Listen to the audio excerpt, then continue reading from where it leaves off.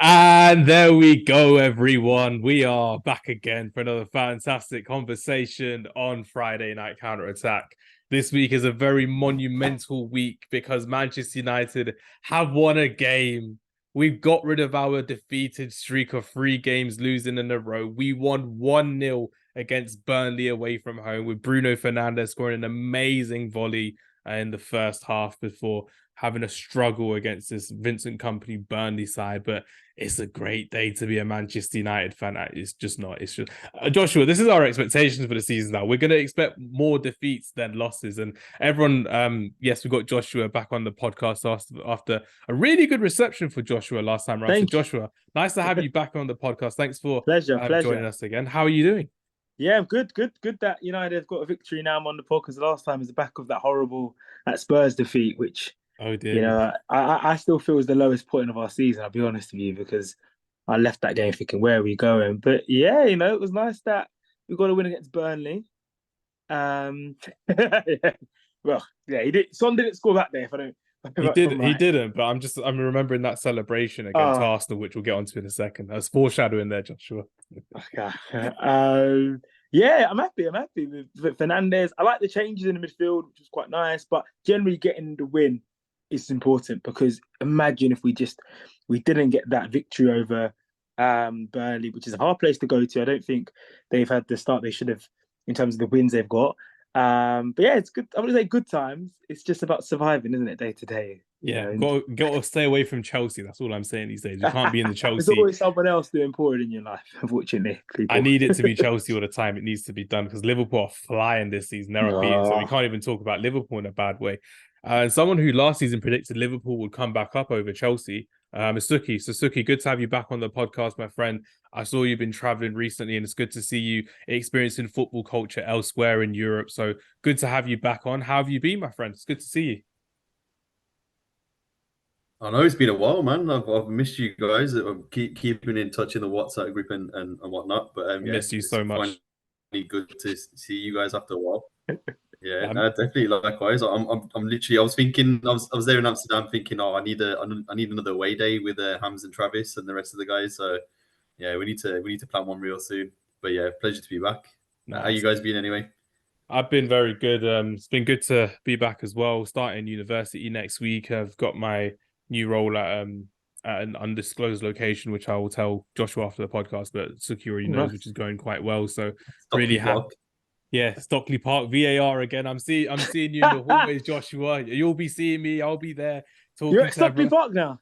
I'm not. Oh. Undisclosed location, which I'll say later. But if it was Stockley Park, we'd be getting some more VAR calls. And one VAR call we've got to start with this time around. It's not going to be a Man United one. It's going to be a Spurs one. Sukhi, talk to me about how in the North London derby you had a handball in the box against I think it was Romero, and he handballed it and it became a penalty for Arsenal.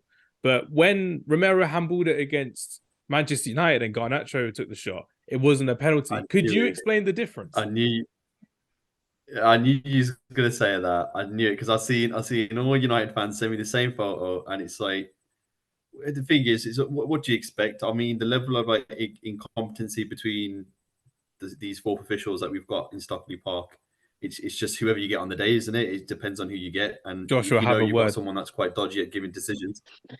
Yeah, you might as well just start smashing the ball at people's hands in the middle of the box, and you'll get a penalty. So yeah, it's literally that, Hamz, and it's one of those things. It's just on the day and who you get in the behind the screens really.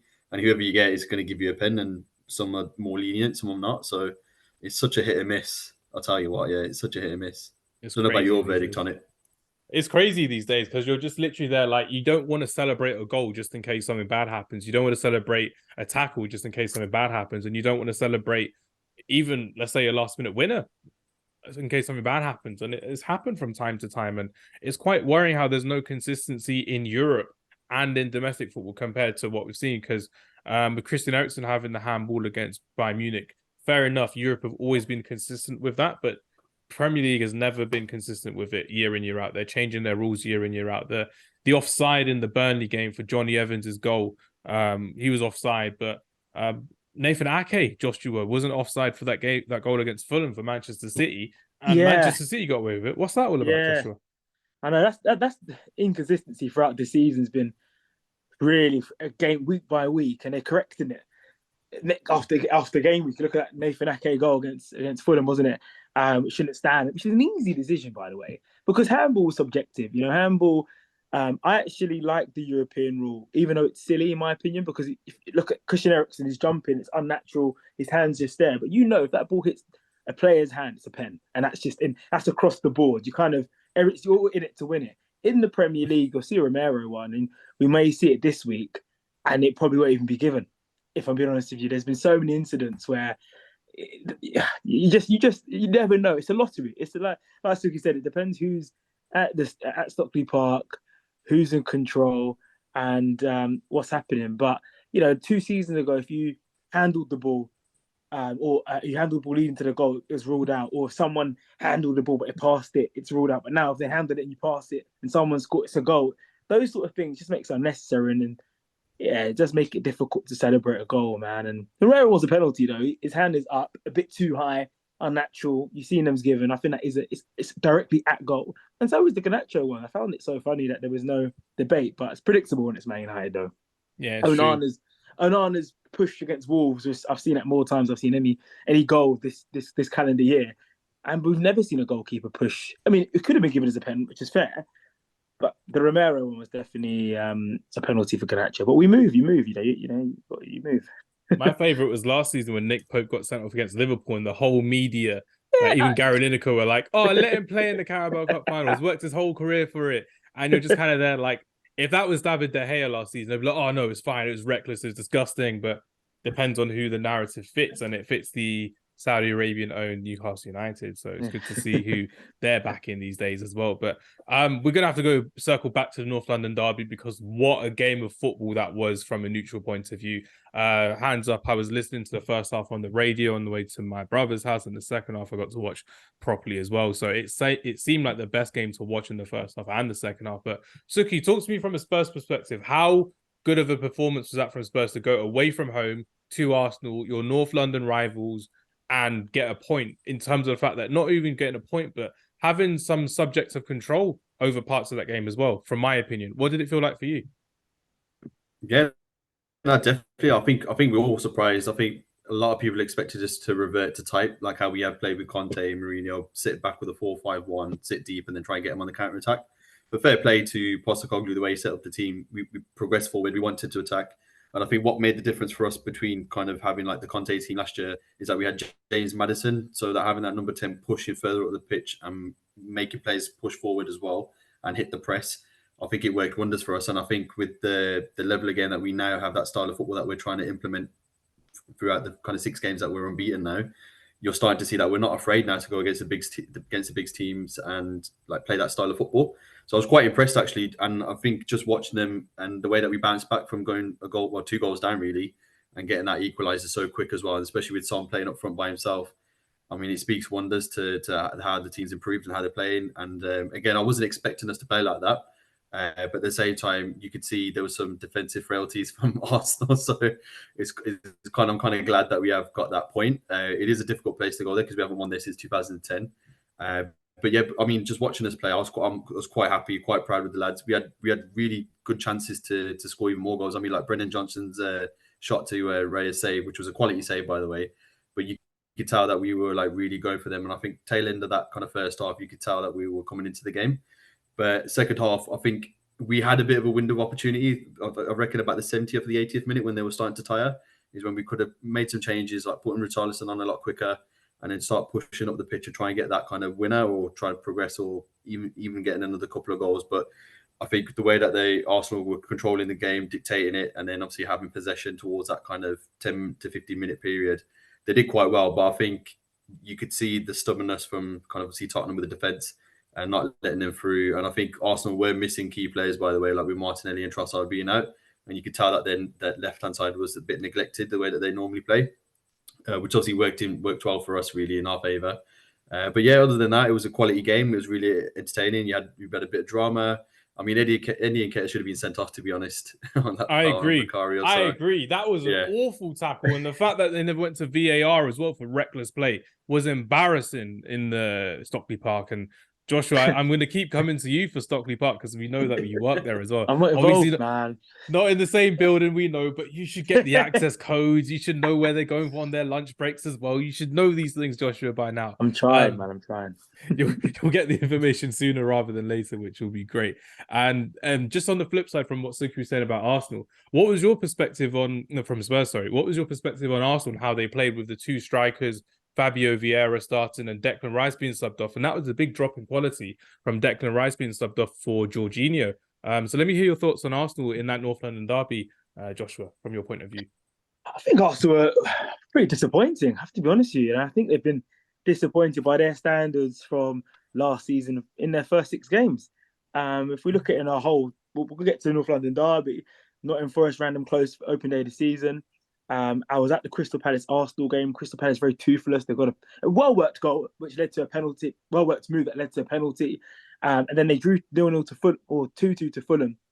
And Fulham were down to 10 players, and they struggled to break them down. And then we all know what happened against Man United, where they got the victory, but an inch away from defeat. And they just about beat a poor Everton side. So going to the derby, not playing well. And as Sukhi said, they have a fantastic record over Tottenham. 2010 is the last time Tottenham went there and won. And you're expecting them to, yes, they've got injuries, no Martin Trossard, but it's still a dominant, more cohesive side than Tottenham have been. This is a manager that's just come in the summer. Arteta's 5th season, 4th full season now in charge, and they've just been disappointing, I have to be honest with you. They started the first 20 minutes really well. I think off the ball, they're great this year, I have to say. They do really well. Spurs had a lot of possession, which was pleasing, but they struggled in transitions with Son and Johnson, Kulusevski in the first 30 minutes, really struggled to create opportunity. I think Sukhi would agree with that, just in terms of Spurs were having possession, but it was kind of like Man United, a bit meaninglessly. And I have to say, credit to Arsenal, they're just staying in the game a little bit, like a boxer, where they're just jabbing a little bit, and then they just get a hit, so they get corner after corner.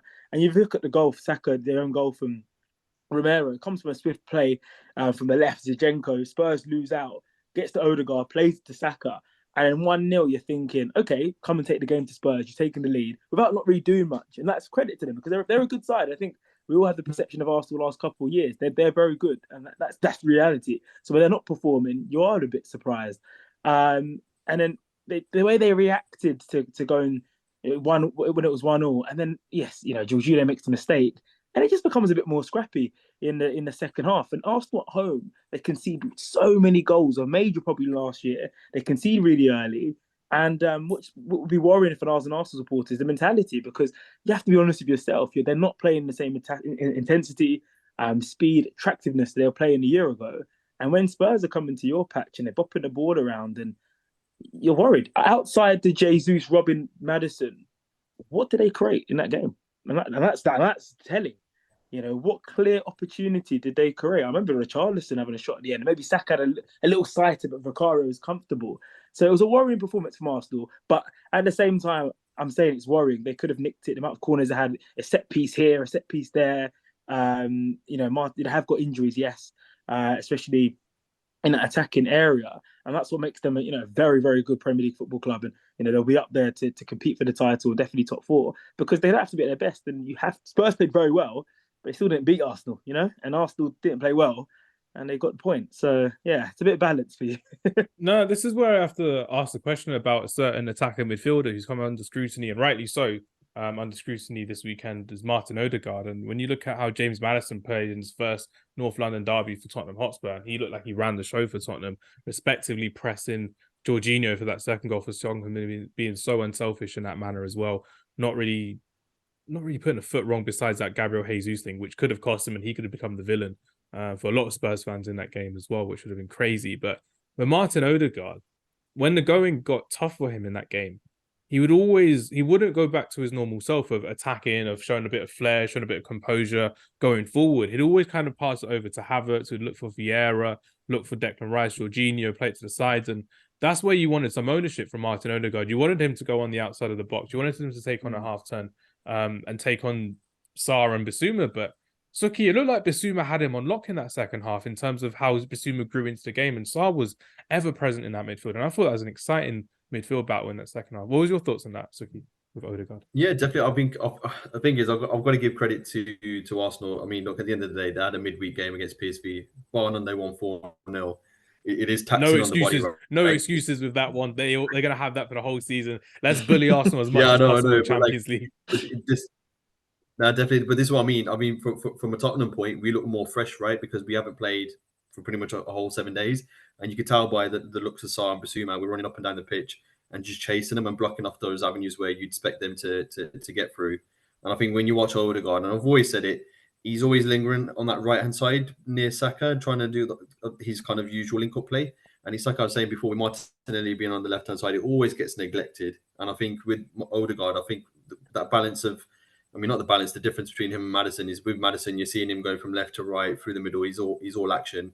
And I think with Odegaard, I think he particularly chooses where he wants to be. And I think for him, he has to kind of now flex his muscles a bit more to kind of focus on moving across. If the going gets tough on one side of the pitch, go on the other side of the pitch and start attacking the right back, and then go back to the left back when they get tired. So I think a bit more kind of like you say, like that game management across would obviously do him quite well because he's a quality player, right? He's not like he's terrible.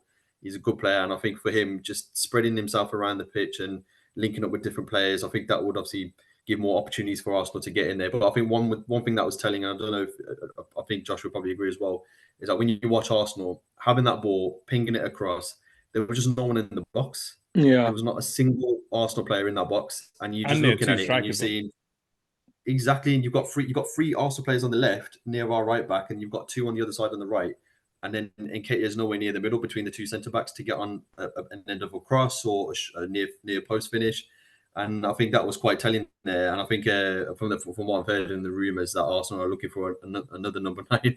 So, but yeah, I think from what you're watching there with Odegaard, I think he needs to be across the front three a lot more fluid rather than just being on one selective area. But yeah, watching them, they really badly need that number 9 because the way that Jesus and Nketiah were playing it, I get the link-up play and how they build it up, but it's just very heavy to one side of the pitch rather than being through the middle where they could cause more danger and obviously score more goals because they've got the quality. They're not rubbish, but yeah, I don't know about Joshua if you think the same when you was watching it. No, it was yeah. No, I agree with you. I think it's weird. It's kind of Arteta last 12 months.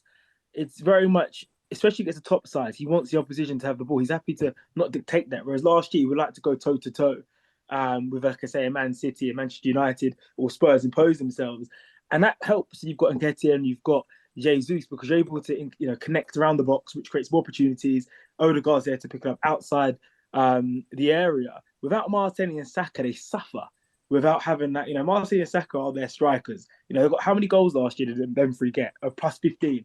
A lot. So Jesus and Nketiah, they need to get double figures for them to compete with Manchester City. But the moment you get a few injuries or Saka's level drops, and it hasn't dropped in terms of his numbers, but let's say his intensity's dropped, you're looking at that central area. But it's going to be the right forward. I'm not too convinced Ivan Toney's going to be the one because everybody's talking about Ivan Toney. He's a marvelous Premier League footballer. At the moment, he's not available. Obviously, due to his ban, he's apparently it's 50 million is the price being quoted, which would be a bargain in my opinion. But is he going to be the one that way Arsenal play? You think about Martinelli, I could be wrong. I want to hear your guys' opinion on this and in the comments and everything. But with, Tony, the link-up play is so key with Martinelli and Saka. Jesus last year, before he got injured, the World Cup was excellent. Arsenal were really good to watch and thrilling. I don't know what forward would come in there, but I don't think it's an easy fix in terms of Sukhi, your question, just get a number 9 and it's solved. It is about the right number 9. And it's solved. You can't just because if you were to throw Haaland to Arsenal, you still get goals because Haaland's an incredible striker.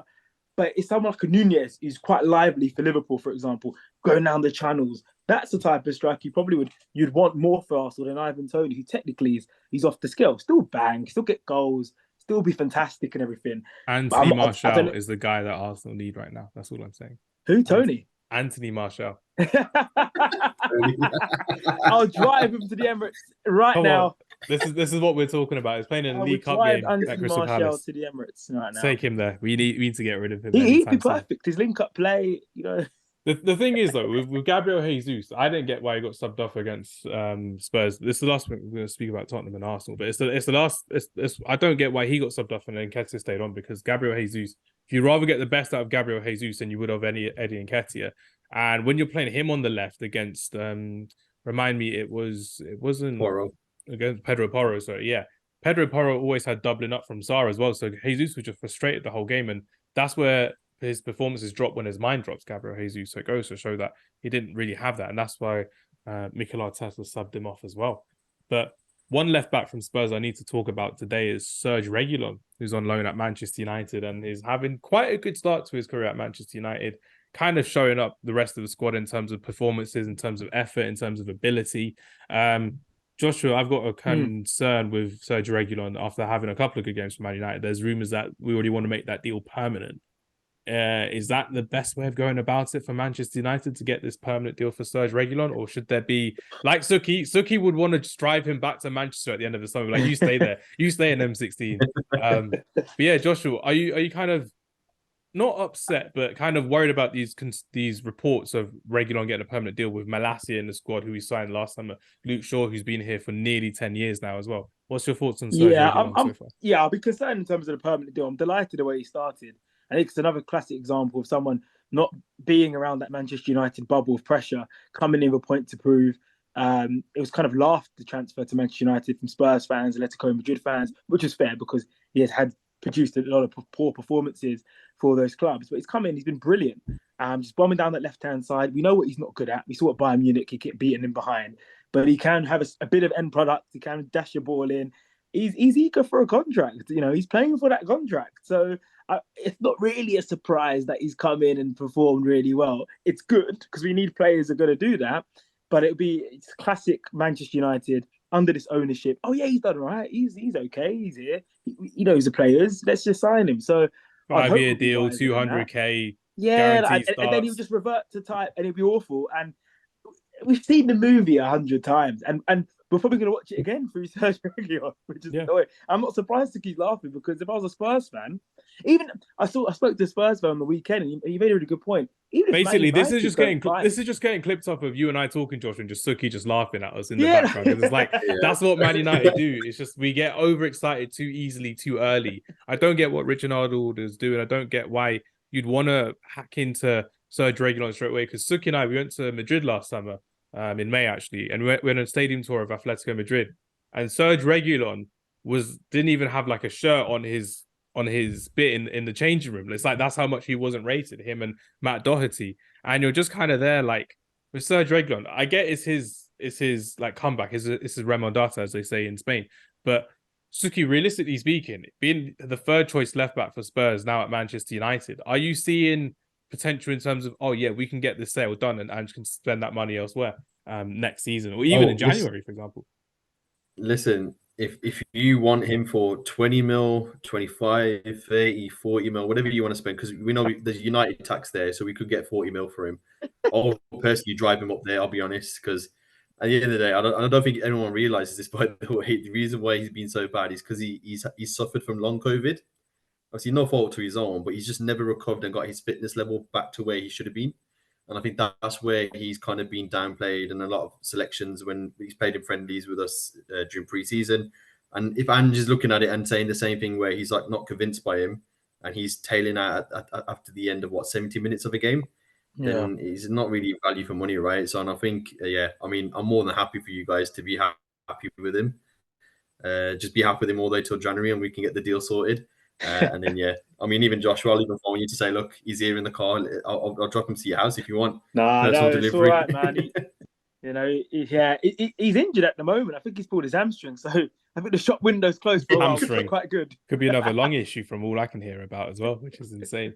But no, someone who's just returned from injury from Man United as well is Sofyan Amrabat. Sofyan Amrabat made his first start for Manchester United tonight, actually, at the time of recording, against Crystal Palace. We've got two North African midfielders in our Manchester United side for the first time, I think, in ever, really. Hannibal Mejbri, who had a really good game against Burnley at the weekend, his first start, scored against Brighton as a cameo sub-appearance, and Sofyan Amrabat, who's currently playing left back against Crystal Palace as well. So, Joshua, last thing on Manchester United before we move on. Yeah. We have all these midfielders right now. We are trying to fit them into a diamond formation. Erik ten Hag is, in a way, refusing to change from his methods and his style of play away from home, which is why we still continue to lose away from home. Is there a time now where we can see two proper good midfielders in Amrabat and Casemiro holding it down for us, and then having just a one attacking midfielder in Mason Mount or Bruno Fernandes, and then one on the wing? Or is it going to have to revert to this diamond formation where we're exposed on the wings all the time? We're not tracking back. What's your thoughts on this one right now, Joshua? Yeah, it was a bit weird because he played the diamond formation with Eriksen, Fernandes, Casemiro, and McTominay against Brighton, and then ripped it completely to shreds at Bayern and Burnley. So I didn't understand that. I think Amrabat's a fantastic signing for the solidity, for the dynamism he has in the midfield. He can break plays, he's got passing. It's something that we don't have in the midfield. I mean, Mount is probably his best position is 10 or on the right-hand side. We know Bruno Fernandes's position is the 10. He's definitely not a David Beckham with that number 7. That's all I'm saying. Yeah. No way. No, I'm not saying that. I'm just saying he can put on the right due to our right winger issues that we've had, losing 3 players there for different issues. Four now, I would say. Like, yeah, there's so many issues with our right wingers. Like some of them aren't even temporary; they're permanent ones, which are crazy. Oh god. Like Anthony, MG11, Sancho. Oh my days, the list goes on. It's insane. I just didn't want to name any of them. Really, I just thought the unknowns. They're gonna get bleeped out in the edit. That's all I'm saying. They're gonna get bleeped out in the edit. Yeah, I think this. What's really telling about Ten Hag's tenure is that he will see a player, and he wouldn't use him. And then once he plays him, he starts to be like, oh yeah, he can actually do okay for me. So we're seeing that of Hannibal at the moment, where he came on against Brighton, scored a goal, didn't use him against Bayern, but had a really good game at Burnley, starting tonight. And I think that's nice because he wanted to get rid of McTominay. McTominay was on his way to West Ham. We didn't accept the deal. We wanted more money. So I feel once we go into those big top 6 games away from home, which we do struggle, having Amrabat next to Casemiro, having legs around Casemiro is so important. But he has to adapt his tactics. We saw it to Spurs game where the players are just too far ahead and you're leaving Casemiro on an island. That's something that needs to be amended. But with Mount, Amrabat, Hannibal, and Mainu, let's not forget Mainu, who's a fantastic youngster who we lost during the pre-season tour, who Ten Hag's a major fan, and he can play the 6, he can play the 8. Dominated Mason. He dominated Declan Rice in that pre-season. He dominated Arsenal. So, somehow our weakest positions in midfield is our strongest. But I think that's what's been frustrating this season. Context is key with Manchester United. Anyone would struggle, probably other than Manchester City in Europe, if you lose 9 first-team players. You know, it last 11 on in Saturday. total. Yeah. And 12 if you want to count the unknowns. That's what I call them, the unknowns. So 12 first-team players. The asterisk ones. Ahmad, I'm not going to list them all. If you look at the weekend, if one of our players got injured, who's gonna play right back? Who's gonna come and defend? If one of our defenders got injured, who's coming to defend? It would have been Casemiro. So I think we won't know what we are about this season until players come back, and it won't be surprised once you see players like Amrabat, Mount, Mainu, everybody comes back. We start winning victories. So because we're not a bad side, that's the thing. We're maybe not be at the level of Arsenal, Manchester City, or Liverpool, unfortunately. But some of the performances we've seen this year has just not been the best reflection and reflective aside that's lost 9 first-team players. So I think the stretch will go up. I'm looking forward to seeing how it takes us. I miss David De Gea. That's all I'm saying. It's all Andre Onana's fault. It's all Andre Onana's fault. That goal he conceded against Leroy Sané, that set the tone for the rest of the season. That's all I'm saying. David De Gea, we need you back. You're such a down United fan, Hamza. Oh my! I'm trying to feel the positivity. I've never not had a more positive Man United fan than you on the podcast ever. So I'm just like, I'll be the negative one for. So it's crazy. I'm going to the game next week as well against Galatasaray. So I'm going to be there cheering Onana, which is going to be great fun indeed. Seeing Maro, Icardi, Zaha, Ziyech even turning up as well. And someone that's turned up now at the right time, I would say, is Christopher. So Christopher, meet Sukhi, meet Joshua. Christopher is part of one of the top football podcasts in Canada, the Footy Culture, who have been killing it over the last couple of years. They've got some amazing they've got amazing videos on YouTube, but their short form content is absolutely insane. Their debates are incredible. Christopher, before we get into our main topic, which is about Juventus and a very big episode of Start Bench Sell this week, just tell us a bit more about what you and the Footy Culture are doing out in Canada right about now, Christopher. Yeah, that was a great introduction. Thank you for that, Hamz, man. No, but in Canada, we're just doing our thing. We're just a couple of guys that have talked about footy all day long. So hey, and they don't call it soccer, which is why I love them so much. Of course. You can't call it. That's not the word, man. That's a swear word. That's what I'm saying. It's a swear word. But yeah, we just love talking about it. So we did it. So we're trying to bring it to Canada because, in Canada, you don't really see it too much. Yeah, in the UK, it's everywhere. Over here, it's more like hockey. You see like lacrosse, like all these weird sports. So we're trying to bring footy here, man.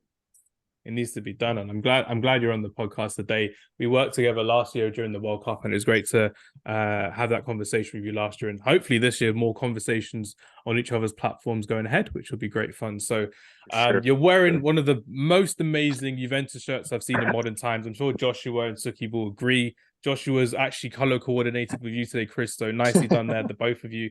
Both of our guests today are wearing the same shirts, which is great. I should really go and wear my Inter Miami one, but it is what it is. But yeah, just before we get into our topics of Juventus and conversations, we're going to start with a start bench sell. And this start bench sell is something that I've been drumming up for quite a while. Normally, we do very fun ones and very enjoyable ones. But just so I can introduce this week's start bench sell, because Christopher's here, I'm going to let him go first as well. But I'm going to let the other guys think about it.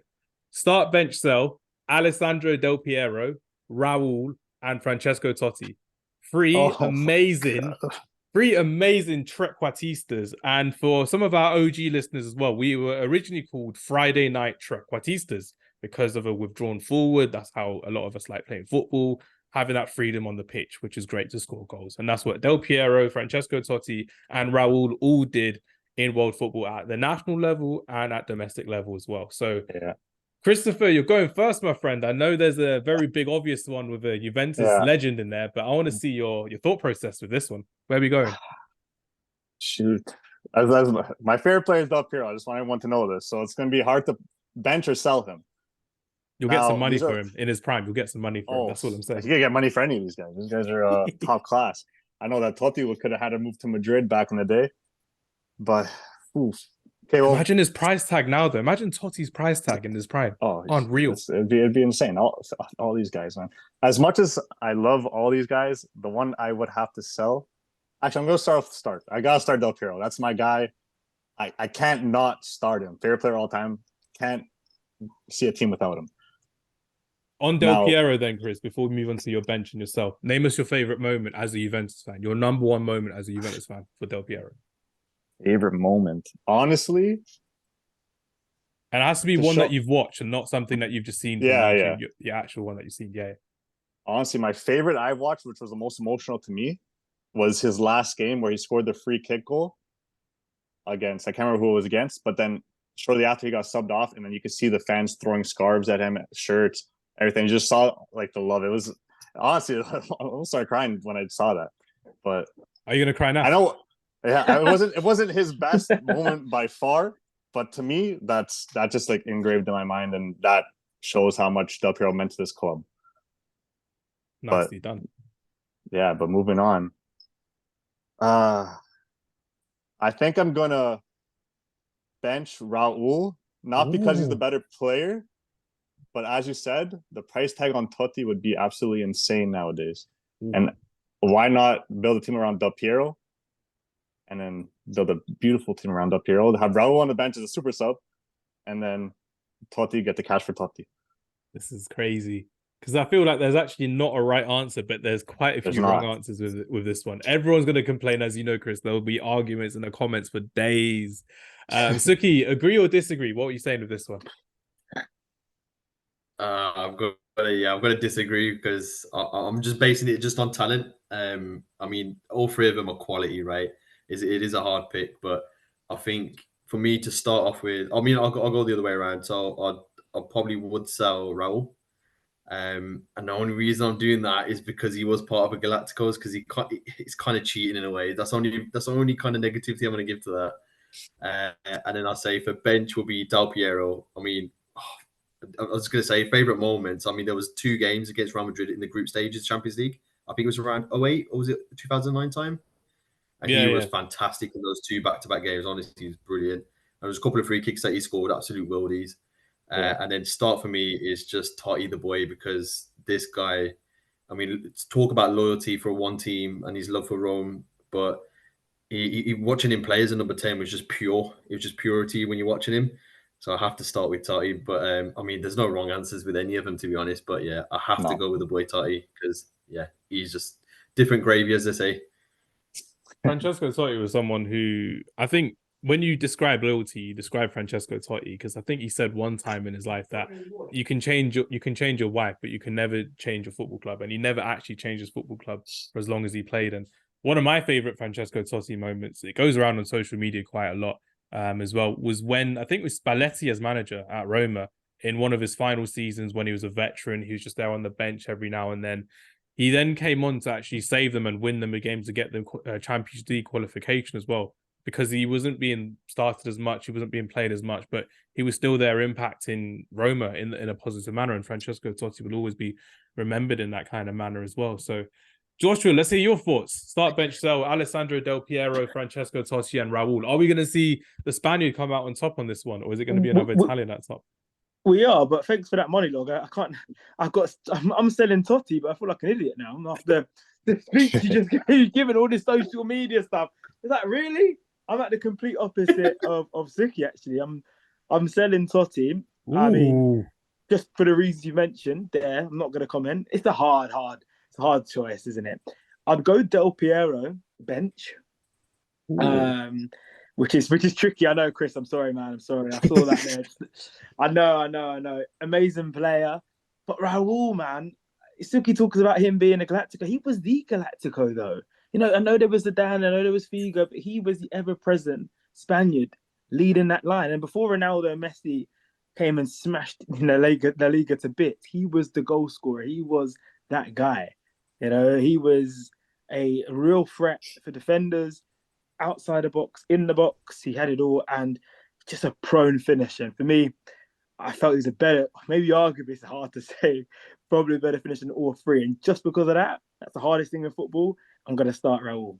And to mix it up as well. Bit of variety there, which is great to see. Few stats on Raul. Is 3-time European Cup champion winner. We had a trip to Madrid, obviously, earlier this summer, and we had so many people saying Raul is over Benzema, Raul over Ronaldo, Raul, and shows the passion of Real Madrid fans in terms of how much Raul actually meant to them. And that 1998 Champions League final, I think the 2000 Champions League final, where Raul scored, and you're just like, this is insane. Raul did that before the Galacticos came into effect, when Ronaldo was at Inter Milan, when Zidane was at Juventus. Raul was a guy doing it before the Galacticos came in as well, which is great to see. 6-time La Liga champion, 1 Super Cup in the European Super Cup, 2 Intercontinental Cups, and 4 Spanish Super Cups as well, which goes to show how well he did for Real Madrid. But for me, I'm going to have to go for... Oh, this is tough. I don't know if someone's already done this, but this is my way of thinking is I've got to start Del Piero. Alessandro Del Piero is my guy. World Cup winner for Italy. For me, he was the main man in that Italian side in the attack going forward. You had Pirlo, you had Gattuso, you had Totti, you had Del Piero, you had Camoranesi. All these players you list off the tongue, you could play them in FIFA, but you see them in real life and they were legends. And Alessandro Del Piero was a true legend of football and a definite legend of Italian football as well, which is great to see. He also won the Champions League with Juventus in 1996 as well. So that's one of the reasons I have to start, because before they even became one of the biggest and best teams in European football, not just Italian football, before, like, they were just incredible. 6-time Italian champion for Alessandro Del Piero as well. I'm going to have to sell Raul, because I think with Francesco Totti, if I needed someone to partner Del Piero properly up front as well, but Del Piero and Totti up front, the World Cup winning combination in 2006, they were incredible in the late 90s, early 2000s together, and they had amazing strikers together. And you had Castano somewhere there as well. So Castano was always a backup striker to these guys as well. So Chris, you've got a great way of introducing yourself into this podcast with the start bench style. So I'm glad you've come in the right way, which is great to see. But yeah, starting Del Piero, benching Totti, and selling Raul in this case as well. But great job, everyone, in talking about your top 3 Trequartistas in this week as well. Now, Chris, we have to talk a bit about Serie A, but mostly about Juventus, seeing as you've joined the podcast. And I was expecting a better performance from Juventus on the weekend, because you started the domestic season unbeaten. You were doing really well in Serie A and looking to kind of overcome all of these kind of issues that you've had as well. So obviously you've been rid of European football, so no more European football this season for Juventus. You've had quite a few problems in midfield, the whole Paul Pogba situation. All the midfielders you tend to be in and out of the side, which is not great in terms of consistency moving forward. And the fact that you've had one of your best ever managers, Maximiliano Allegri, kind of being turned against by the media, by the fans, in terms of the way that he's playing with this modern style of play as well. So, and then it all came about when Wojciech Szczesny had a couple of bad issues on the weekend. That own goal by the centre back just made my day. I was watching it. I'm just kind of there like, this is not what I'm expecting from a Juventus side at all. But there's reasons to be there's reasons for promise for Juventus, and that's what I wanted to ask you about as well, Chris. So, what are besides all the negativity?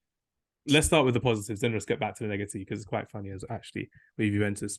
Can you see Juventus challenging for the top four and even the Serie A this season with the squad that you've got going forward this season, Chris?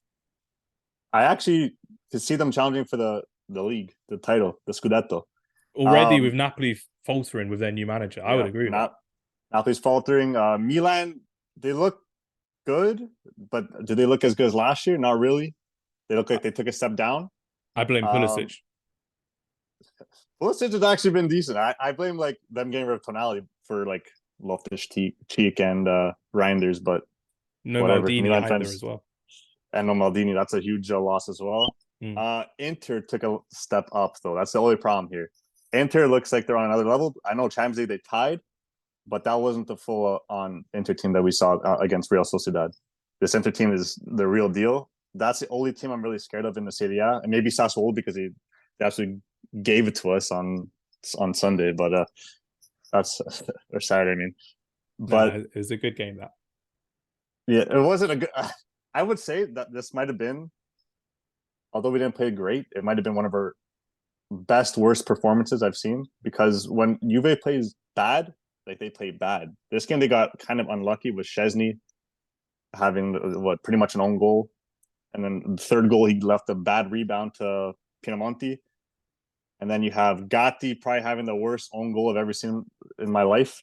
The most memeable own goal you'll ever see in your life as well. It's insane. I don't know if you saw it, Sukhi and Joshua, but it's the fact that Szczesny passing the ball out from near the corner flag, and it's an open goal, and then Gatti just yeets it back into his own goal, expecting the keeper to be there, and it's just like, what are you doing, my friend? That's a Harry Maguire moment, if I've ever seen a Harry Maguire moment from not Harry Maguire, which is the best way of explaining it. So I'll have to send it to you later as well. But back to the positivity, you do have quite a few good players in your side this season as well. Samuel Illing Jr. is a very impressive youngster who's come from England as well, coming into the starting team on the fringes of becoming a mainstay.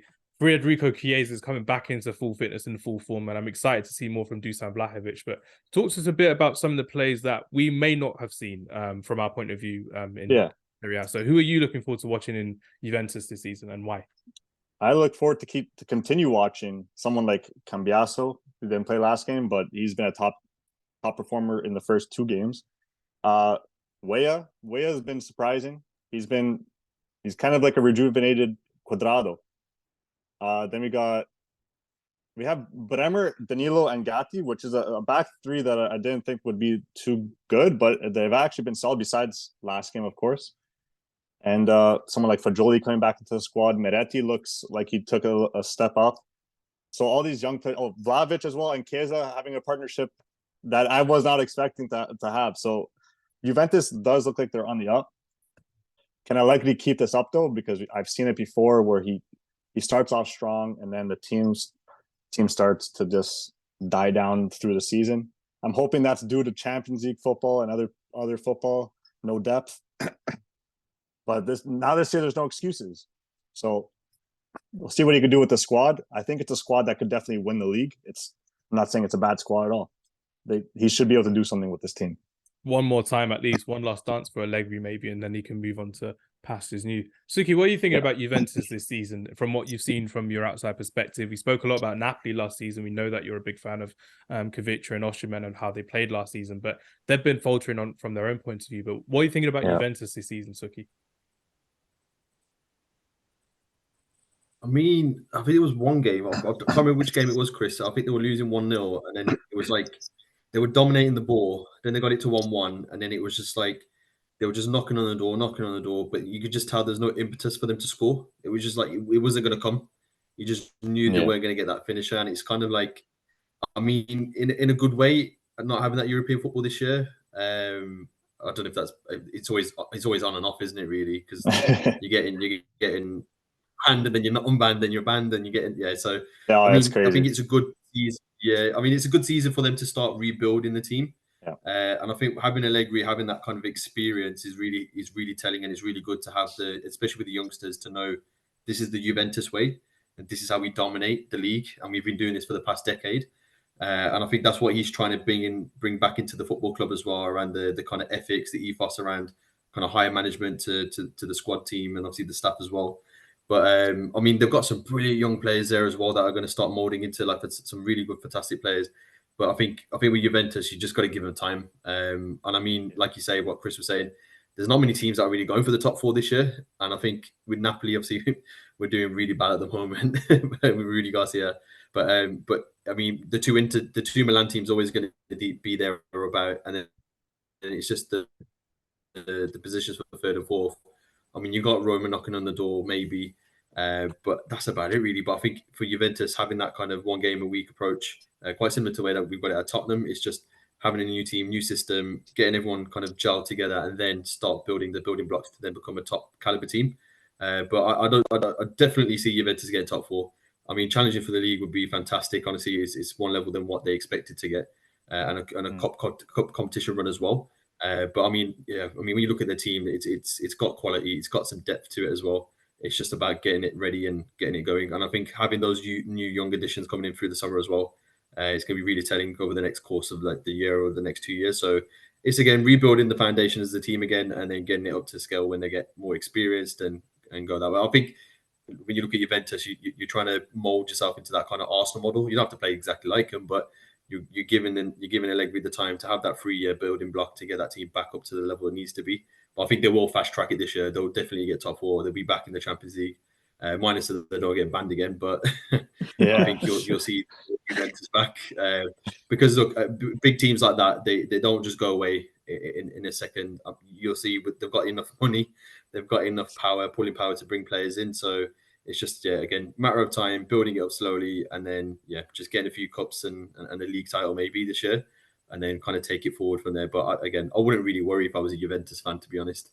Yeah, despite Juventus fans on social media, Juventus fan TV, they love to complain about Allegri. But one player that been complaining a lot about Joshua is Paul Pogba. Yeah, unfortunately, Paul Pogba is reunited his homecoming part 2, part 3, whatever you want to call it. So Juventus hasn't been that successful, unfortunately. And for someone who was injured for most of the season last season, he missed the World Cup with injury as well.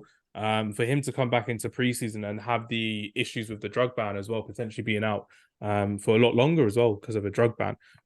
Where are your thoughts on Paul Pogba going forward, Joshua? Do you think he does have a career at Juventus? Do you think they should move on without him, just cut ties with him, and then just carry on? What's your thoughts on Paul Pogba at Juventus, Joshua? We've got to see how the investigation plays out, and I think Juventus. I mean, Chris will know more than me, but the initial reaction seems they're heavy to suspend, heavy to get rid if he's found guilty with the investigation, which is a major shame. I think Paul Pogba is a wonderful footballer, and I think he gets so much criticism for no reason, in my opinion. He's put up such a high standard where no one, not even the great Messi and Ronaldo, play great every game. They might get a goal, and I think Pogba's always got to step on the pitch for club or country and perform top level. And last year, it was injury savage season, completely injury savage season, and he came back this year. I think he had the first good couple games, and now he's out. So I actually want him to stay at Juventus. I hope that in terms of the investigation or whatever happens, he can still move forward with the Italian club. That's where he wanted to go. He feels that's the place where he's loved. He didn't feel that at United second time round, maybe not even first time round. He's had such a wonderful time when he got to the final in 2015, and they lost to Messi, Suarez, and Neymar. But that was such a good Juventus team, and he's not been able to recreate that since in club form. He was brilliant World Cup back in 2018 when he won it in Russia. It's an interesting one because it just feels like a great career. It's turning out a bit sour, which is a shame because I feel that's going to be said more. If you look about Raul, Del Piero, and Totti, 3 players just mentioned. Now, the honours you've listed out for those 3 players compared to Pogba, it's not going to be that high. But I just think Pogba deserves a bit more respect for what he's achieved and how he plays the game. And I just think with this investigation, if it does, turn out he gets released or dropped, people just talk about that rather than the excellent performances that I think he's produced for A, Juventus, B, for France. And listen, he wasn't all bad at Manchester United. There's been much poorer players, in my opinion. Yes, he probably wasn't worth the money we spent. He probably wasn't consistent as he wanted to be. He wasn't a match winner compared to other players. We've had some good times. That brace against Manchester City at the Etihad, where we came back from 2-0 down to stop them win the league against us. He had some moments, good connection with Rashford. I'm a fan of Paul Pogba. It's frustrating the way it turned out for Manchester United, and I'm very disappointed. I'm no joy to see what's happened to him at Juventus because I just want him to just get the respect he deserves. You know, I think he's not the greatest player of all time, but he's a fantastic talent, and you don't see that type of talent every day. Personally, Yeah, it's true. This is where we put the Birdman clip of when he says, "You've got to put some respect on my name." It needs to be done there as well. We need to add that in. But Chris, do you think with Paul Pogba, I'm not going to go into a more negative spin on him as well, but do you think his main problem when he was playing at Manchester United compared to at Juventus? I know he ended up getting more goals and assists than he did at Juventus. Do you think that he was then just misprofiled as a footballer when he played in England compared to when he played in Italy? Because when he played in Italy, he had the likes of Marchisio and Pirlo around him, experienced heads around him, which allowed him to be free. But it didn't mean that he was a main attacking focal point in midfield. It allowed Vidal to also go through as well.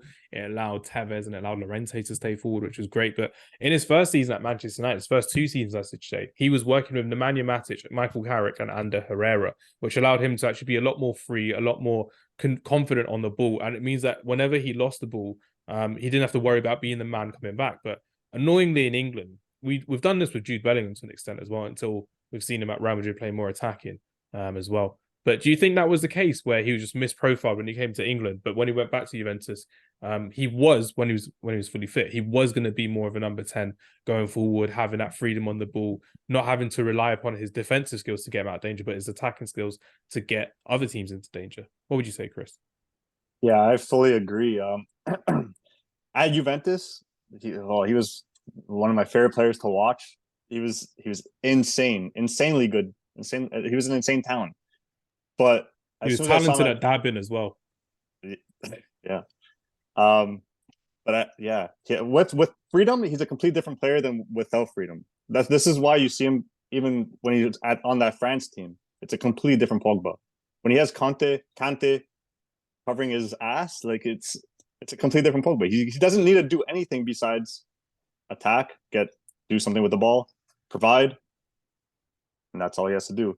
Now, when he was on United, he did have freedom at first, and then they slowly converted him to a CDM, and you slowly see his performances fall down, and then the fans get toxic, and Pogba plays better when the fans love him. And at United, the fans didn't really have like an emotional connection with him. Like at Juve, he had the dances, he was doing the dances, doing the dabs, and you see at United, he's slowly like you don't really talk about him anymore.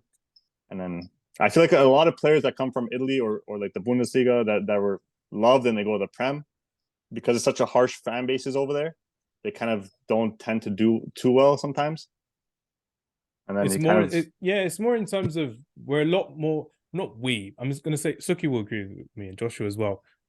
Collectively, British fans are a lot less patient.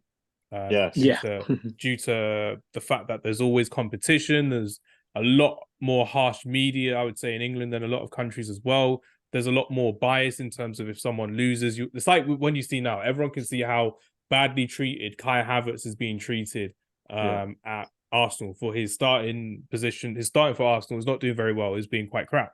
But that's because Arsenal fans are quite annoying. They have a bad fan base and they tend to annoy a lot of people in the media as well. So Kai Havertz is getting a lot of hate, a lot of press for his price tag for what he's done.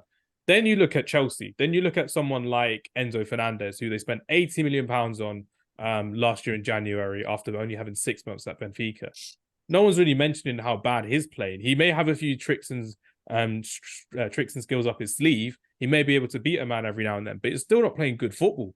And when Paul Pogba was in that situation, he was getting a lot more criticised than Enzo Fernandez was. And with all the Chelsea players that they've signed, they're still not going in on certain players. It's just Nicholas Jackson because he's the striker, he's the scapegoat. But a lot of their players should be more of a scapegoat. But because of how they've been perceived in the media, no one's really going at them, which is something I can understand completely and something I'm pretty sure the rest of you can understand as well. But realistically going forward, Chris, before we move on to our next topic, we'll have the matchday preview against Atalanta later on, so I'll get to hear your thoughts on that. But with Juventus going forward this season, I need to ask you about Samuel Illing Jr., English youngster playing for Juventus. He made a good appearance last season in the Champions League against Benfica when you lost 4-3 away. Can we expect big things from him? Can he become like the next Jadon Sancho? Not in a negative way, but can he become the next young winger out abroad from England, playing abroad and coming back into a big way, because he's been playing some good football for Juventus so far. What's your thoughts on Illing Jr., Christopher? He is. He's a fantastic player. I think he's a top talent. He just needs more game time. And at Juventus, I don't know if he's going to get too much of that, because on his side he has Cambiaso and Kostic, which are, I would say right now, they're both better than him. I would love to see Illing Jr. in this side, but another problem is Allegri. Allegri doesn't like playing his young players too much. He'll put one or two on the field, but he won't put too many of them because he likes experienced players.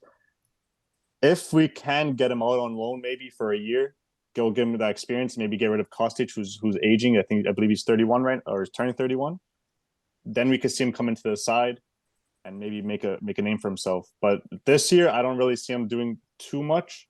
Maybe just he'll probably get a couple of starts, a couple of subs, but you won't hear of him too much. I think next year or the year after, he'll be a name. Great way to hype up your boy there, Chris. Nicely done there. But yeah, he's definitely going to have a good few appearances this season, I think, from my point of view, as someone who, without Champions League football, will have less opportunities to shine. But I still think with the 5 subs rule, it allows a lot more opportunities going forward to Samuel Illing Jr. But nicely done there. Right, we're going on to Scout Hamz, then we're going on to Premier League Player Focus, which is one player, and then we're going on to our match day focus for the weekend ahead. So Scout Hamz, obviously, I'm talking about one youngster a week, and recently I had the opportunity to go to Sweden, and I went to Sweden, got to watch Sweden versus Austria in the European qualifiers. Sweden lost 3-1 to Austria, so I'm going to talk about Emil Holm, who is a right wing back for Atalanta, who's also Swedish. So someone who I hope Samuel Illing Jr. comes up against is Emil Holm for Sweden and for Atalanta as well. So last season, during his first Serie A season, he made 20 appearances, scoring 1 goal and providing 2 assists for Spezia, which got him his move to Atalanta as well. And I'm really looking forward to seeing how he does in the Europa League as well for Emil Holm, who came on as a centre midfielder. So it's going to be good to see how Emil Holm, normally we talk about lots more attacking players, but it's good fun. This one was good fun as well. And shout out to Emil Holm. Young players from Scandinavia are doing really well this season, and none more so than Emil Holm, I would say. And we've got Haaland, Odegaard. We've spoken about them already, but it is what it is. Shout out. Yeah, shout out to them as well. Premier League player focus for this week, we're talking about Callum Hudson-Odoi. This is where one of our video editors gets to choose a player for us to talk about randomly and talk about them in a positive manner. Sukhi, we're going to talk about Callum Hudson-Odoi. The fact that he's frozen out at Chelsea, he's gone to Nottingham Forest, has reinvented himself now as a winger as well. They've got Elanga, they've got Awoniyi, they've got rid of Brennan Johnson to Tottenham Hotspur, obviously, as well. Callum Hudson-Odoi was once quoted at £60 million to Bayern Munich once upon a time, and he hadn't even made 5 appearances for Chelsea at the time. Now he's at Nottingham Forest after having a poor season last season for Bayern Leverkusen, didn't really fit into Xabi Alonso's system as well, and wasn't really contributing much. I know you don't really want to support Chelsea players in terms of what they do going out, but is this a good time to see Callum Hudson-Odoi flourish? Like we've seen someone like Iwobi flourish, like we've seen someone like Iwobi flourish. He's moved away from a big club, he's got the heat away from him. He can now develop his game properly. What do you think about that, Sukhi? Yeah, no, definitely. I watched Odoi like live when they played against us at the Carling Cup. I think it was the quarters. We played 2 legs. And I mean, this guy, he's probably one of the quickest players I've seen live. I mean, knock a ball past a player and you're not catching him. He's that kind of rapid. He's that quick. And I thought, you know what, this guy, he's dangerous. And when you watch Tuchel playing that system where you had the left wing back, and you thought, if this guy didn't have to defend, he'd be a problem, right? And then overtime's gone. You could tell the talent was there and the quality was there, but he was just being nullified playing as a left wing back. And then obviously the injuries have all happened. He's never had a kind of a starting kind of run with Chelsea as a left winger or a right winger. But I think now going to Nottingham Forest is just another fresh breath of air, right? In terms of he's in a new team, new system. There's not so much emphasis or weight on him to perform. He could just take it game by game. But I think when you're seeing him play and the goal that he scored on the weekend, he's a fantastic player. And I think the injuries have slowed him down just a little bit. But I mean, if they've only slowed him down by say a milli percentage, I mean, this guy is still quicker than most of the the right backs in the league, I'll be honest. And again, 1v1 is one player you don't want to be going up against. And I think for Nottingham Forest this season, he's going to be one to watch. Definitely Anna Langer on the right as well.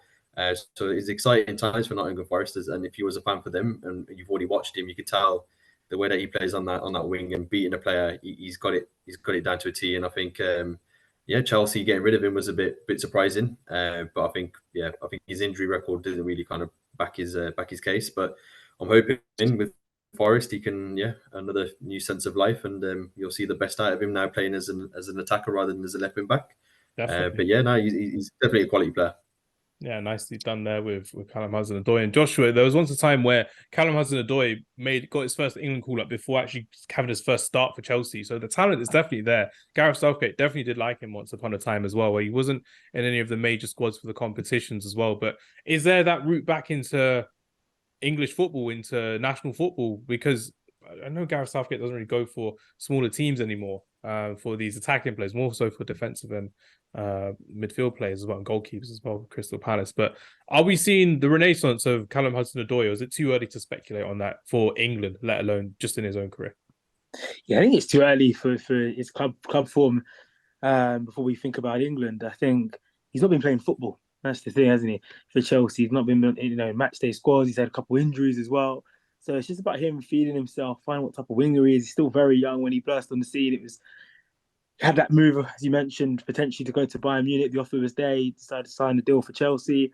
So it's just about playing Premier League football week in, week out, and seeing where it takes him, really. I'm sure if he's got the ability that Sukhi's talking about, which when he first came to Chelsea and arrived, then we'll be knocking on that door when Southgate departs, maybe after the Euros, or maybe be a late wild card for the Euros. But we saw, was it last week, Monday, when he scored that goal against Burnley, just what he's about. And if you can produce those moments consistently in the Premier League, then you're going to get better moves. You're going to find yourself at international camps. It is an interesting. I think Forest have assembled a really nice team of players that someone like Elanga and Hudson-Odoi have not really made it to their two clubs. They've been where they've learned their trade, and they've gone out to Nottingham Forest now and to kind of make themselves established in their careers. So yeah, I think the jury's still out in terms of, can he get back into England? Can he get back into that top 6 side? But he's an interesting character, and one I'm happy he's retained in the Premier League, I have to be honest with you. Yeah, it's going to be nice to see how he develops over the season. And it was especially nice when we got to see Anthony Elanga score a winner against Chelsea at Stamford Bridge. That's always nice to see. Chelsea lose at home. And we're not going to be talking about them in our European matchday preview. So, Chris, this is where we talk about 3 European games across European football. And because you are our guest today, we have got Juventus on the line as well, even though there may be debatably a bigger game in Serie A. But we're going to start with you, Chris, and we're going to talk about your team, Juventus, turning up against Atalanta away. So Atalanta have had a really good start to the season in Serie A. It looks like they're going to be quite comfortable challenging the top 6 all the time in European in Serie A football as well. And with the new format of the Champions League coming out next year, it looks like they could be challenging for that Champions League position as well, respectively. But from your point of view, what are the key battles on the pitch from your predicted lineup of both the teams? Who are you thinking will be a problem for Atalanta? Who are you thinking will be a problem for Juventus? And realistically speaking, who do you think is going to come out on top in this game? The floor is yours, Chris. Okay, so first I'm going to say Atalanta is a team that could literally fight anybody, as you said. It could go head-to-head with anybody. Now, a main player for their team, I would say Coop Miners. He has 1 goal, 1 assist. Not crazy, but as a midfielder, he has 13 key passes. And he's a great creative midfielder in the Atalanta midfield. He tends to play a little more attacking. It's going to be tough for our midfield to stop him because our midfield is not the strongest. With Locatelli at the CDM, he's probably going to be going head-to-head with him. But I think that's going to be a battle. If Locatelli could come into his own that game, it'll definitely it'll help Juventus a lot to win this game. Our key player, of course, is going to be Chiesa. 4 goals in, I believe, 5 shots on target in this season so far. So lethal. He's been pretty deadly in front of goal. This new striker position has been absolutely fantastic for him, and he's definitely going to be our main player, him and Vlahovic up top. But I do think the main battle of this game, head on head, is going to be, it depends who's playing right for us. If it's Danilo or Gatti. If it's Gatti, Gatti's going to have the best game of his life against Lookman, because Lookman is an absolute talent, and he's another player that's just absolutely deadly in front of goal. If he gets a shot on target, it's most likely going to go in. He showed it last year, where he had a great year, and then he had a slow start, and now he's starting to pick it up now. So if Gatti or Danilo can lock him down, I do see Juventus coming out with a win this game. And I'll even give you a score prediction. I think it's going to be 3-1 Juve. Ooh, 3-1 Juve away from a lot home. of goals. I mean, you got that lethal hitman up front, Federico Chiesa, and Joshua. We spoke earlier this season about Rafael Leao, but Federico Chiesa, in my opinion, on his day, is one of the best players in Serie A. In my opinion, I think he's that good. Watched him live for Italy against Spain in the European Championships at Wembley, and he tore Spain up. He can do that to a team. He can do that to a top team. He can do that across. And the fact that he doesn't have to track back as much now in this new system under Allegri with Vlahovic, that partnership is going to be purring by December. So, Federico Chiesa, that's my unpopular opinion, by the way. Federico Chiesa, on his day, is the best player in Serie A. I agree.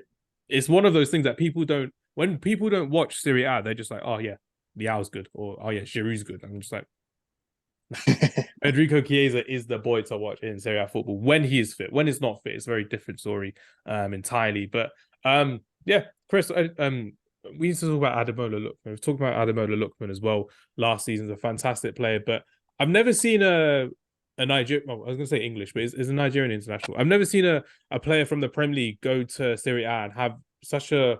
It's never fit so well. That partnership with Atlanta and Lookman has never fit so well, because we've seen him go to so many different teams in the Premier League, and he went to RB Leipzig, didn't really fit there either. But it's fit so well for Atlanta. Do you know why that's happened? Do you know why Gasperini's made him play in such a way? Any reason why that you can see, Chris? I feel like Gasperini's great when it comes to a very attacking-minded players. He tends to make these young wingers, strikers, even attacking midfielders thrive. Like we saw, like example, Papu Gomez, Malinowski, the list could keep going. Like Muriel, Zapata, every single one. Like these have been average players for other teams, but when they come to Atalanta, they tend to just absolutely thrive. My guess is their play style, because it tends to really help an attacking player a lot.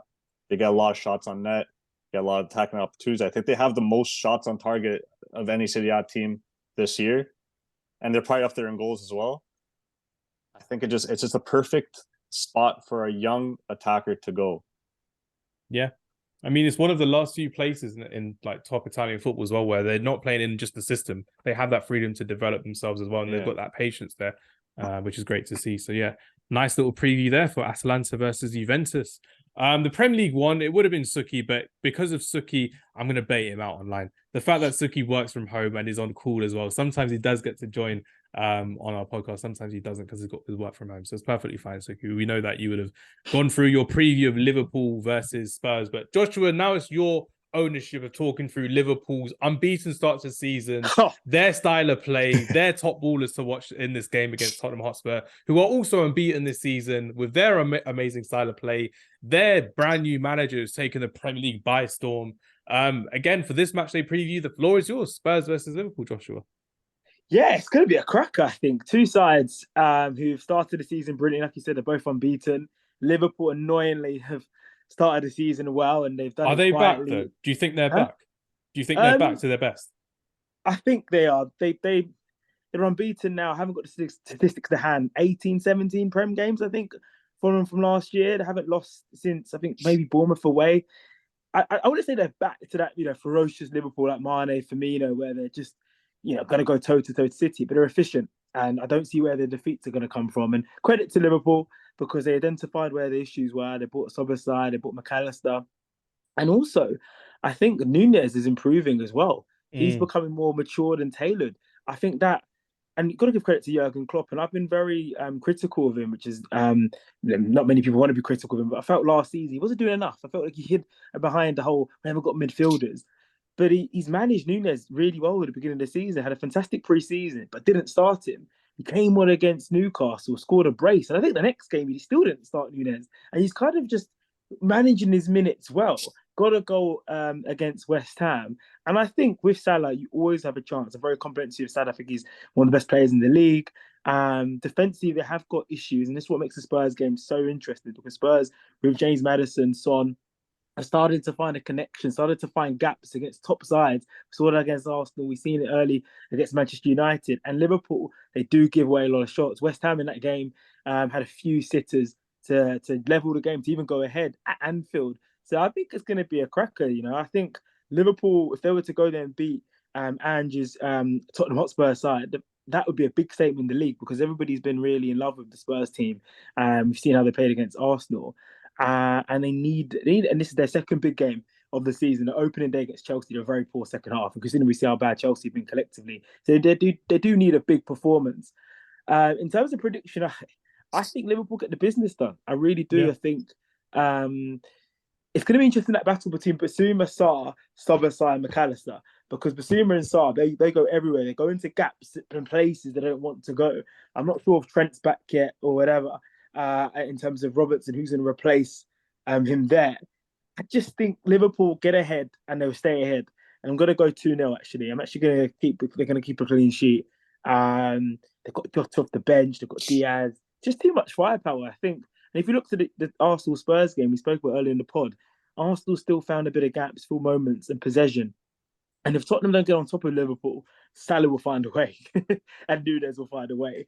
And it's interesting to see. That's a good battle as well. Sorry to interrupt there, but Destiny Udogie had a really tough time against Bukayo Saka in the North London derby on the weekend, and now has got a face-off against the best right winger in the Premier League in Mohamed Salah as well. So Destiny Udogie is having trial by fire week in, week out. Even though Sukhi said earlier in the podcast they're having a week to break, which is perfectly fine. They're out the Carabao Cup. Nothing to worry about. But Mohamed Salah will give Destiny Udogie a test like he was never had in his life. And he was really good last season in Serie A for Udinese. So I'm looking forward to seeing how Destiny Udogie does against Mohamed Salah. Because if that's the battle that needs to be won, for me personally, I know you talked about the midfield battle. Me personally, it needs to be Udogie versus Salah. Because when Udogie conceded that early yellow card, he was just frantic for the first 30 minutes, and the rest of the game he's just like, I've got to stay off him. I've really got to stay off Bukayo Saka. But Saka did not take advantage of him at all. Mohamed Salah will, because Mohamed Salah is a killer, and he will definitely go into that like he did against West Ham on the weekend as well. But nice preview there, Joshua. Great with that one. Now both of you are going to help you for the final one. The final one, we're going all the way to the Bundesliga. We're going to Germany. It's RB Leipzig at home versus Bayern Munich. Harry Kane's Bayern Munich. Jamal Musiala's Bayern Munich. Bayern Munich won 7-0 on the weekend, and it's embarrassing how difficult it is to be a Bundesliga team that isn't Bayern Munich. But a team that can challenge Bayern Munich, as we've seen already this season, Christopher, is RB Leipzig. We've spoken a whole lot about Xavi Sims. We've spoken about Lewis Openda being a good signing for RB Leipzig as well. I'm going to be talking to Christopher about Bayern Munich, and Joshua I'm going to be talking to you about RB Leipzig. So you got a fair choice on both teams as well. So Christopher, I'll talk to you first about Bayern Munich and how impressed have you been in Alphonso Davies this season? Because Alphonso Davies, obviously you're a Canadian international. Alphonso Davies, when he plays for Canada, he plays everywhere, doesn't he? He plays like an attacking midfielder, left winger, right winger, centre midfielder. He can play anywhere, but he's come under some criticism recently as well, but it's come back firing, I think, in my opinion. What's your thoughts on Alphonso Davies so far, Chris? Yeah, Alphonso Davies is like the ultimate. He could play any position, as you said, but in this Bayern team, his first year he was absolutely shining like a star.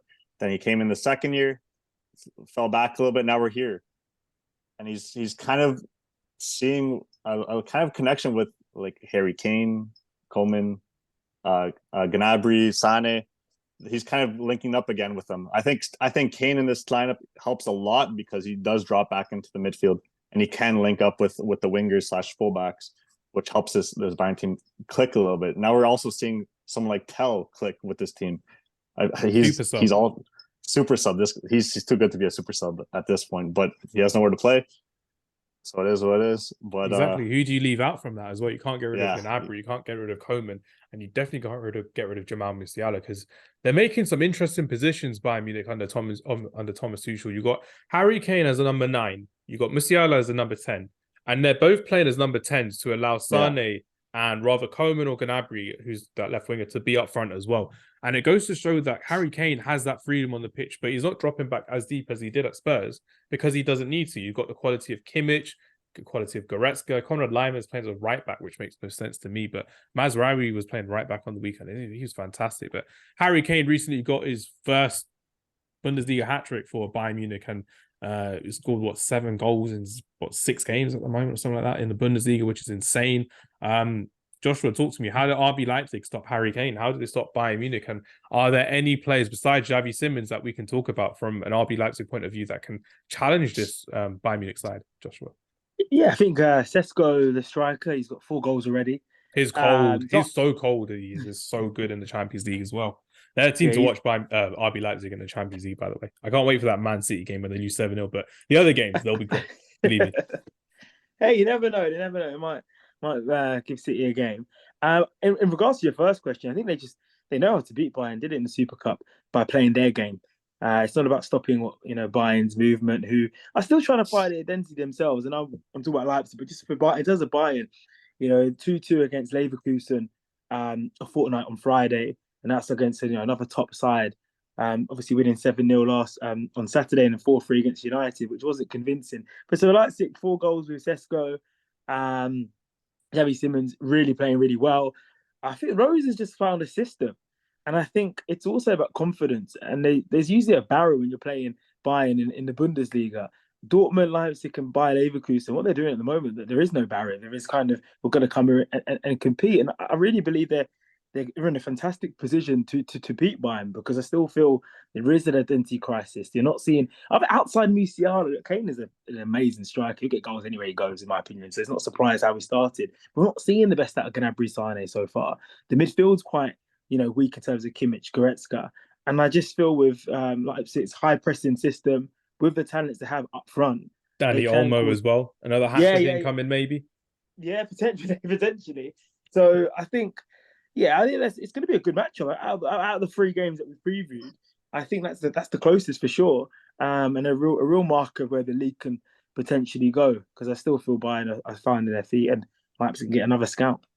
Yeah, it would be a shock to see Bayern Munich get dismantled off, because Bayern Munich and Bayer Leverkusen are the 2 unbeaten sides in the Bundesliga so far as well. So for RB Leipzig to come in and steal the show, and it's going to be a big battle, isn't it, Chris, between Xavi Simons and Jamal Musiala. The world will be watching this game because of these 2 wonder kid attacking midfielders, these maestro of midfielders as well.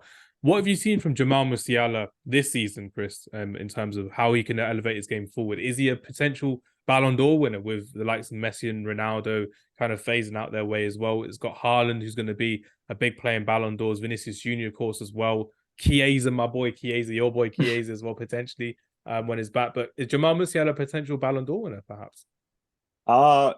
He can very well be. I also think he got snubbed for Golden Boy against Gavi. I didn't like that at all. I didn't like how Gavi got in for the sake of it and Musiala didn't, because a lot of people's argument is, he's already established. No, it makes no sense. There's an age difference between it. It makes no sense at all. Sorry, carry on what you're saying. Yeah, you no problem. You watch Musiala play. It's he looks like a top talent, and he's so young. He kind of reminds me, doesn't play like Jude, but he kind of reminds me of Jude, like a Jude type player. He's someone that's so young that could take over a game. He could win you a game off of nothing, just like Jude did for. I was gonna say Dortmund, but he's doing it for Real Madrid as well. Still, he's done it for both, so fair enough. Yeah, so Musiala could be huge for Bayern in the future, and he could also be huge for Germany. This is a huge loss for England and not getting him for the national team. I blame Southgate, as always. Yeah, I would blame him too. But this could be a massive year for Musiala. He could be the main man. I know Harry Kane's there, but he could be the main man. Yeah, I think with Harry Kane there, he's got that fact that he's not going to be the main source of goals, really. Like, we've got Sane, we've got Gnabry. They've got Harry Kane as a focal point that they know he will be the main source of goals, but Musiala can then elevate his own game by focusing on what he needs to do as well, which is what a lot of players really need, to just focus on themselves and they'll move forward properly, which is good for them as well, which is great to see. But yeah, great job everyone with our matchday previews at the end. Everyone, thank you very much for listening. It's been great to have everyone as well.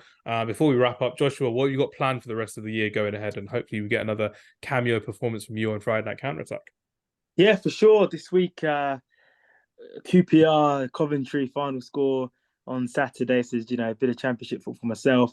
Premier League Stockley next Park week. again. Stockley Park. Again. Stockley Park's coming up in 10 days. Yes. A bit of All I'm VFL saying is you got to football. follow those referees into the rooms. That's all I'm saying. I can't say too much. Yeah, I can't say too much. Get their registration yeah, numbers. That's all I'm saying of their cars. Yes. I'll try and get those free Kias they're getting. Put an Apple tag on their cars. Let's just see where they go. Let's see they finish off as well, which would be great. But yeah, just more reports, more games. Just the same old, really. And hopefully more United wins is always nice. Hopefully it is, which is good. And Chris, talk to us about the footy culture. What you got planned up for the rest of 2023? Continue the great work. It's great to see you all doing so well. But what you got going ahead this year? We're looking to actually get some interviews with some Premier League players. We have one soon lined up. Ooh. Can't really say it yet, but in person? Not in person because we're still in Canada. So hopefully one day we could eventually get flown out to England or wherever it is to have these interviews. But this is a first step, so there's big things coming. Just wait and see. As Mbappe says, I will be there no matter what. That's all I'm saying. I will be there no matter what. So, nicely done there. And I'm glad we got the exclusive on that one as well. So I'm waiting to see what play we've got going up. Hopefully it's Anthony Martial and you get to say, can you leave Man United, please and thank you. And that would be a good way of going about it as well. But that's a good way to wrap up this week's episode of Friday Night Counter Attack. Everyone, thank you very much for listening. As always, it's a pleasure. Do follow us on social media. Instagram, we're nearly at 1,000 subscribers. YouTube, we're nearly at 600 subscribers as well. So do follow us, do get involved, do follow the footy culture and Chris below in the socials below.